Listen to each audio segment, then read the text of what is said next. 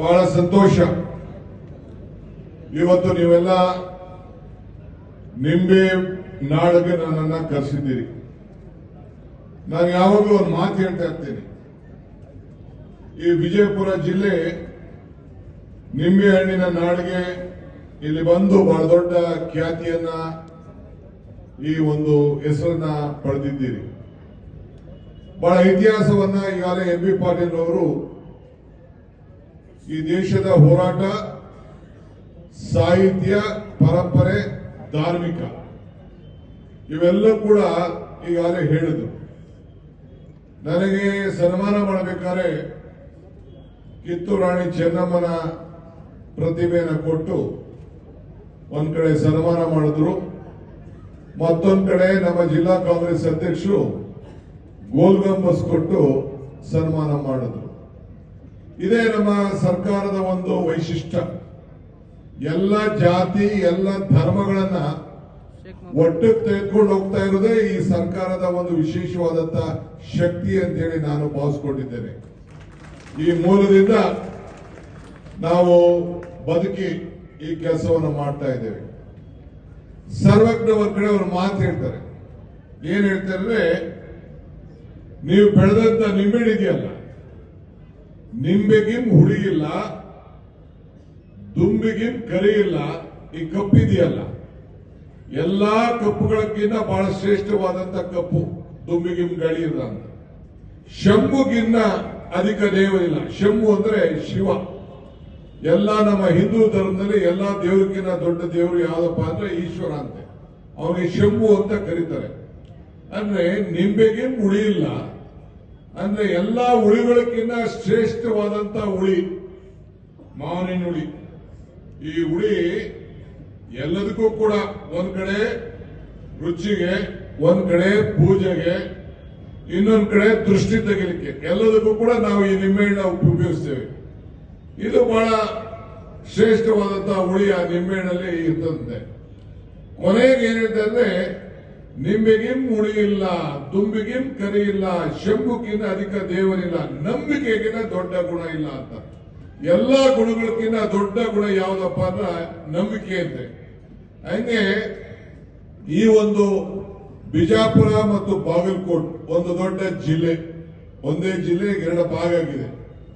10 ಜನ ಶಾಸಕರನ್ನು ಕೊಟ್ಟು ಈ ಬಲಿಷ್ಠವಾದಂತಹ ಗ್ಯಾರಂಟಿ ಸರ್ಕಾರವನ್ನ ಈ ರಾಜ್ಯದ ಜನತೆಗೆ ನೀವೆಲ್ಲ ಕೊಟ್ಟಿದ್ದೀರಲ್ಲ, ನಿಮ್ಗೊಂದು ಕೋಟಿ ನಮಸ್ಕಾರಗಳನ್ನ ಅರ್ಪಿಸಲಿಕ್ಕೆ ನಾವು ಬಯಸ್ತಾ ಇದ್ದೇವೆ. ನಿಮ್ಮ ಮೇಲೆ, ನಮ್ಮ ಸರ್ಕಾರದ ಮೇಲೆ, ನಮ್ಮ ಪಕ್ಷದ ಮೇಲೆ ನಿಮ್ಗೆ ಅಪಾರವಾದಂತಹ ವಿಶ್ವಾಸ. ಇಲ್ಲಿ 2 ಶಾಸಕರು, ಅಲ್ಲಿ 2 ಶಾಸಕರು ಬಿಟ್ರೆ ಬಹುಶಃ 10-14 ಶಾಸಕರ ಪೈಕಿ 10 ಶಾಸಕರನ್ನು ಕೊಟ್ಟು ಈ ರಾಜ್ಯಕ್ಕೆ ಒಂದು ಸುಗಮವಾದಂತಹ ಆಡಳಿತವನ್ನು ಕೊಟ್ಟು ತಾವೆಲ್ಲ ಸಹಾಯವನ್ನ ಮಾಡಿದ್ದೀರಿ.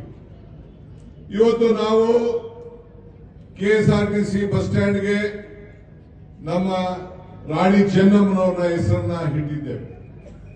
ನಮ್ಮ ಎಂ.ಬಿ. ಪಾಟೀಲ್ ಅವರು ಮತ್ತು ಈ ಸ್ಥಳೀಯ ಎಲ್ಲ ಮುಖಂಡಗಳು ಅವರ ಭಾವನೆ ಮೇಲೆ, ನಿಮ್ಮ ಭಾವನೆ ಮೇಲೆ, ನಮ್ಮ ಏನು ರಾಮಲಿಂಗಾರೆಡ್ಡಿ ಅವರು ಇಲ್ಲಿ ಟ್ರಾನ್ಸ್ಪೋರ್ಟ್ ಮಿನಿಸ್ಟರ್ ಬಂದಿದ್ದಾರೆ, ಅವರು ಇತಿಹಾಸ ಪುಟಕ್ಕೆ ಎಲ್ಲರೂ ಕೂಡ ತೆಗೆದುಕೊಂಡು ಹೋಗಿದ್ದಾರೆ.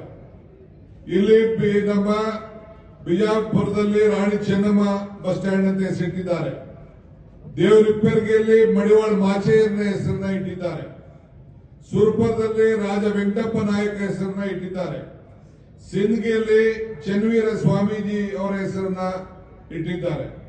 ಕೈಲಾಸ ಪಾಳ್ಯದಲ್ಲಿ ಪುರಕೋಟಿ ದೊಡ್ಡ ಶೆಟ್ಟಿ ಅಂತೇಳಿ ಅವರು ಕೂಡ ಒಂದು ದೊಡ್ಡ ಹಿಂದುಳಿದ ವರ್ಗದ ಒಬ್ಬ ನಾಯಕರು, ಅವರ ಹೆಸರನ್ನು ಕೂಡ ಇವತ್ತು ಇಟ್ಟಿದ್ದಾರೆ. ಹಾಗೆ ಸರ್ವರಿಗೂ ಸಮಬಾಳು ಸಮಪಾಡು ಅಂತೇಳಿ ಎಲ್ಲ ಜಾತಿ, ಎಲ್ಲ ಧರ್ಮವನ್ನ ಉಳಿಸಲಿಕ್ಕೆ ಇವತ್ತು ಒಂದು ಇತಿಹಾಸ ಪುಟಕ್ಕೆ ತೆಗೆದುಕೊಂಡು ಹೋಗ್ಲಿಕ್ಕೆ ನಮ್ಮ ರಾಮಲಿಂಗಾರೆಡ್ಡಿ ಅವರು ಅನೇಕ ಕಾರ್ಯಕ್ರಮಗಳನ್ನು ಇವತ್ತು ರೂಪಿಸಿದ್ದಾರೆ.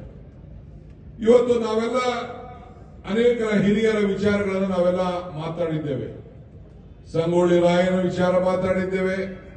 ನಮ್ಮ ಶ್ರೀಗಳು, ನಿಮ್ಮ ಜಿಲ್ಲೆಯವರೇ ಆದಂತ ನಮ್ಮ ಶ್ರೀಗಳು ಮೊನ್ನೆ ತಾನೇ ಅವರ ಇತಿಹಾಸ ಪುಟವನ್ನು ನಾವೆಲ್ಲ ಗಮನಿಸಿದ್ದೇವೆ. ಸಿದ್ದೇಶ್ವರ ಶ್ರೀಗಳು ಅವರ ವಿಚಾರವನ್ನ ಚರ್ಚೆ ಮಾಡಿದ್ದೇವೆ.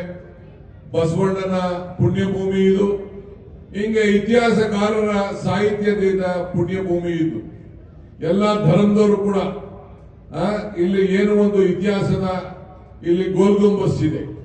ಆ ಇತಿಹಾಸ ತೆಗೆದುಕೊಂಡು ಹೋದ್ರೆ ಎಲ್ಲ ಧರ್ಮದವ್ರಿಗೂ ಕೂಡ ಇಲ್ಲಿ ಸಮಾನತೆಯನ್ನ ಕಾಣುವಂತ ಒಂದು ದೊಡ್ಡ ಶಕ್ತಿ ಇದೆ. ಇವತ್ತು ಬುದ್ಧಿ ಇದ್ದವರು ಇದನ್ನ ಯುದ್ಧವನ್ನ ಗೆಲ್ತಾರೆ, ಗುಣ ಇದ್ದವರು ಹೃದಯನ ಗೆಲ್ತಾರೆ. ಆದ್ರೆ ಹೃದಯ ಬೈ ಆದರೆ ತಾಳ್ಮೆ ಇದ್ದವರು ಜಗತ್ತನ್ನೇ ಗೆಲ್ತಾರೆ.